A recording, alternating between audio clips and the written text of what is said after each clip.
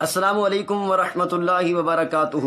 محترم ناظرین کرام، تفسیر صراط الجنان جلد 3 پیج نمبر 529 پر ہے کہ غزوہ بدر سن 2 ہجری 17 رمضان المبارک بروز جمعۃ المبارک صبح کے وقت پیش آیا۔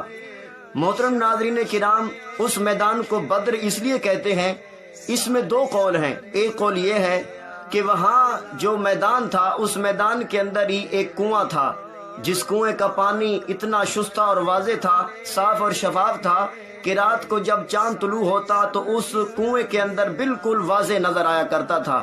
اور عربی کے اندر 14ویں رات کے چاند کو بدر کہتے ہیں، اس لیے اس کنویں کو بھی بدر کہا گیا۔ جب کنویں کو بدر کہا گیا تو اس میدان کو بھی بدر سے موسوم کر دیا گیا، اس لیے اس میدان کے اندر وہ غزوہ پیش آیا تو اس لیے غزوہ بدر کا نام دے دیا گیا۔